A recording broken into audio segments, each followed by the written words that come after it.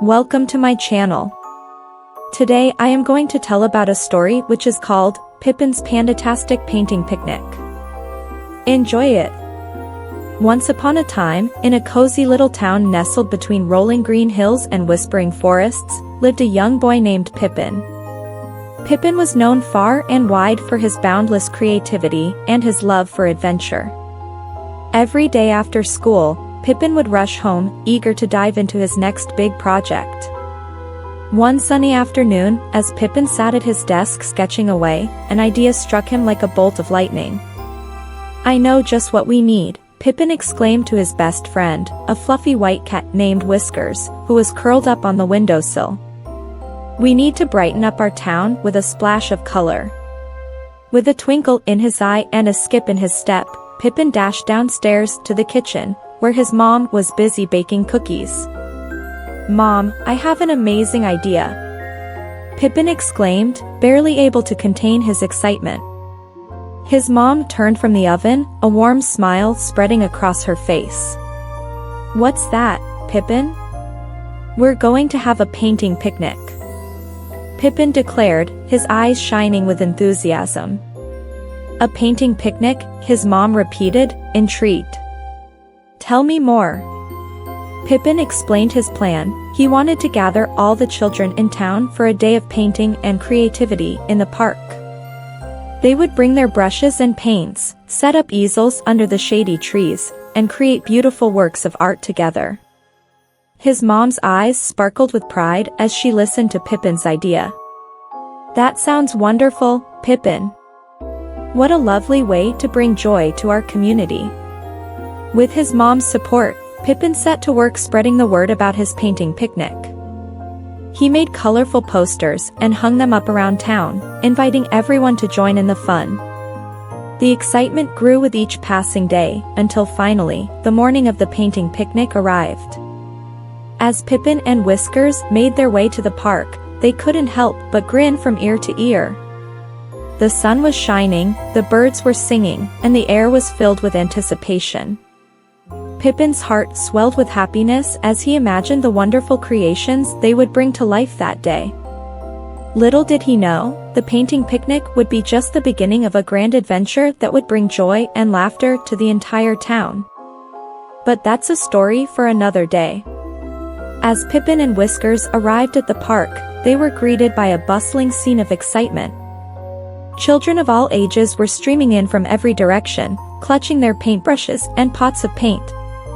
"Pippin, this is amazing," exclaimed Whiskers, his tail twitching with excitement. Pippin beamed with pride as he surveyed the crowd. "I'm so glad everyone came." With a wave of his hand, Pippin directed the children to their designated painting spots under the trees. Easels were set up, canvases were laid out, and soon the park was alive with the sound of laughter and chatter. Pippin wasted no time in getting started on his own masterpiece. With bold strokes of his brush, he began to bring his vision to life on the canvas. Whiskers watched intently, occasionally batting at a stray paintbrush or chasing after a wayward butterfly. As the day wore on, the park transformed into a riot of color. Children painted flowers, animals, rainbows, and dragons, their imaginations running wild.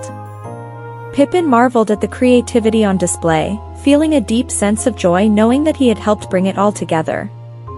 But just as the sun reached its peak in the sky, disaster struck. Dark clouds began to gather overhead, and a rumble of thunder echoed in the distance. The children looked up, their faces falling with disappointment. "Oh no. Is it going to rain?" one of them asked, her bottom lip trembling. Pippin felt a pang of worry in his chest. He had worked so hard to make the painting picnic a success, and he couldn't bear to see it ruined by bad weather. But then, an idea struck him like a bolt of lightning. "Don't worry, everyone," he called out, his voice filled with determination. "We can't let a little rain dampen our spirits. Let's move the painting picnic indoors." With that, Pippin rallied the troops, leading them in a joyous procession through the town to the community center. There, they found a large hall with plenty of space for painting and creating. As the rain poured down outside, the children huddled together inside, their brushes flying across the canvases with renewed vigor. Pippin smiled as he watched them, knowing that no storm could dim the brightness of their creativity.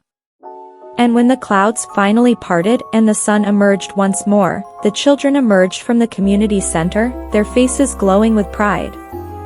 They had weathered the storm together and emerged stronger and happier than ever before.